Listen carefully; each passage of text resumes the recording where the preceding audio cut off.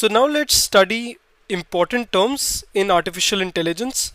These are important concepts that you should know, but these are all basic concepts, so these are important to get started, but these are not very advanced.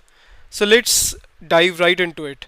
First of all, this is a list of all these basic AI concepts. We have inference, training, prompt, temperature, top P, guardrails, tokens, and context. We will see each of them one by one. So let's start with the first concept, and that is inference. Inference is when we get a response from the model. When we use a trained LLM, an LLM that is already trained, like GPT-5, Claude 4.5, and so on and so forth, the LLM is already trained, and now you just generate a response. You generate an output. So inference time is basically is the time that it uses to generate a response, or the response time, or the latency. So it uses, this is where we use a trained LLM to generate outputs based on the user input. So it is simply user input to output. That is inference. So generating inference is when we generate a response from a model. Next is training. Now inference happens later. Inference happens when the model is trained. But what about actually training the model? And that is the next concept. This is where we teach a model through data to understand and generate human-like responses, human-like text. And how do we do it? Like I mentioned, we expose huge amounts of data to the model. So the model learns from the data, right? And often this is based on concepts like deep learning and so on and so forth. But the idea is that the LLM learns from data. So there are broadly 4 steps that we follow while training a model.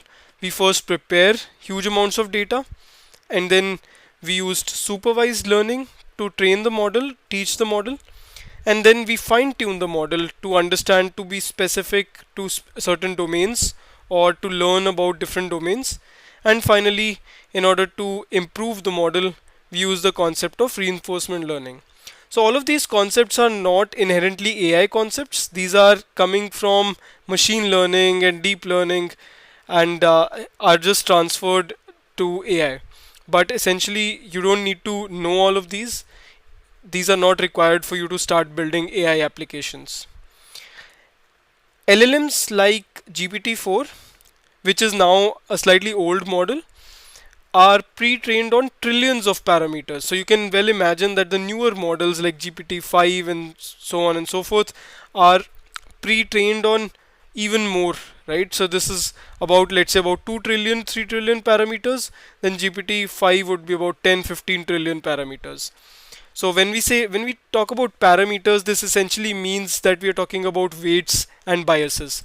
Parameters are nothing but weights and biases, which means that there is a certain weight, or there's a certain bias that helps us, just like a doorknob or a handle, that helps us refine a model, right? That helps us improve model performance, that helps us reduce errors.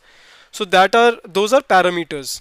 So when we talk about they are pre-trained on trillions of parameters, essentially means that they are pre-trained on trillions of this amount of, let's say, information and weights and biases, right? So that's training. And now if we talk about prompts, this is probably something you will hear very, very often in the world of AI. This is like a question or a statement you provide to AI. This is a query that you give to an AI model, or some command, some task that you give to the model. This is what you put in the chat box of all these AI products.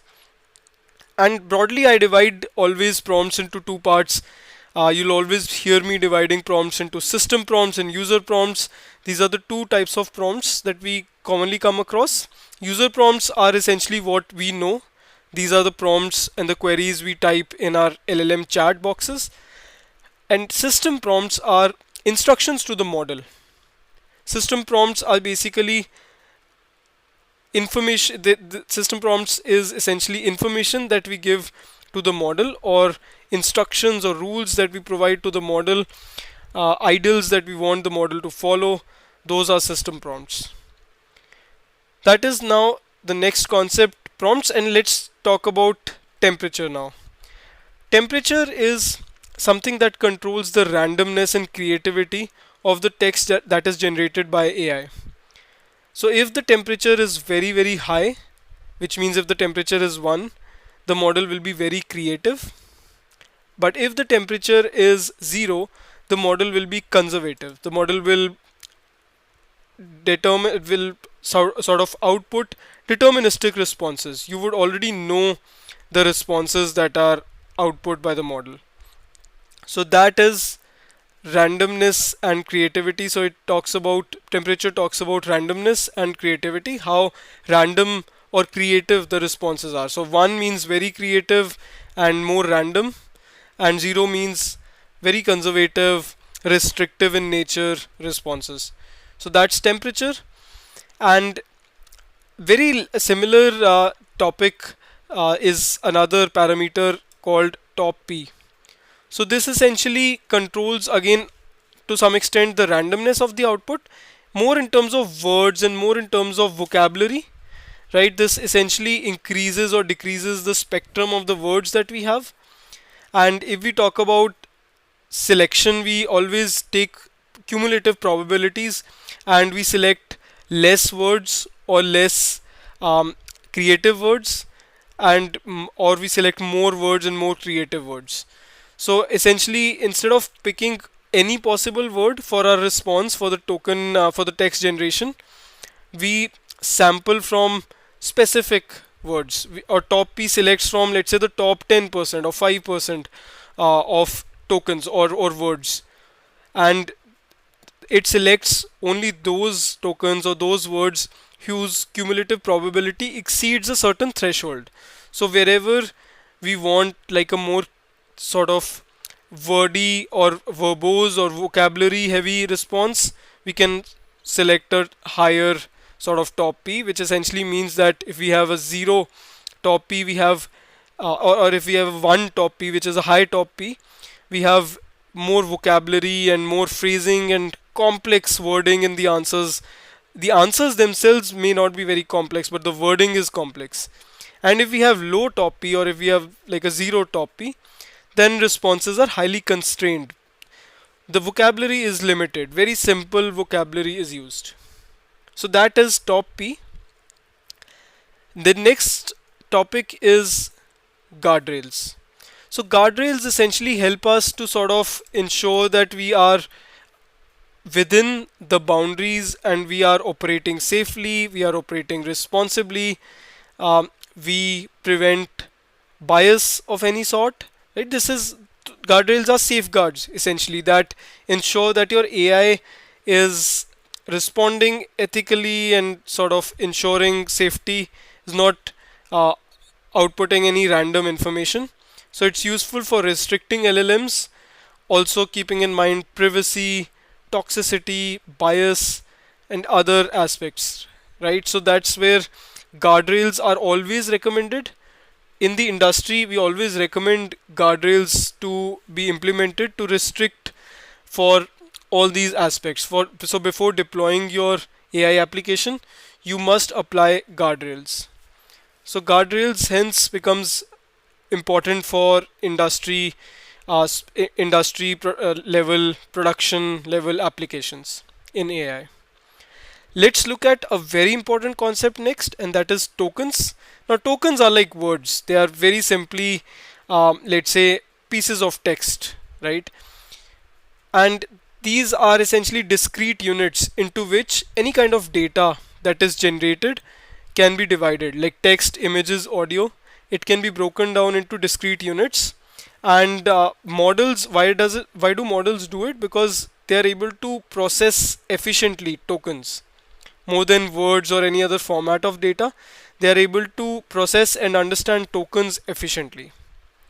And which brings me to a related concept here called context. Now context is also a very interesting topic. This is where we have the span of text or the range of text that the model can consider at once. So the model, just like the human brain, we can only process so much information at once. You cannot read an entire book in 1 second. but the model, similarly, the model is also restricted. The model is not super intelligent. The model essentially can only work with a certain span of text or a certain range of text, and that is what we call the model's working memory, just like our own working memory.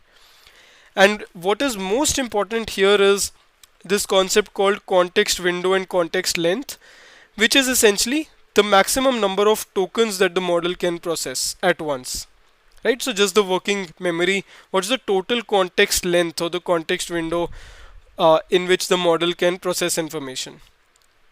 If you have more tokens, which means the context length is higher and the context window is bigger, and that essentially means that you will be incurring more cost.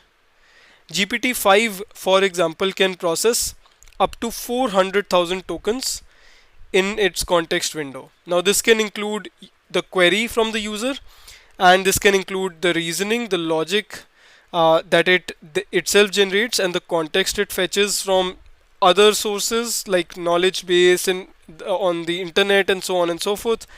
So all that becomes part of its context window, and it can process up to 400,000 tokens in its context window. So these are some basic, very, very important but basic concepts in AI. Next, we will look at advanced concepts in AI.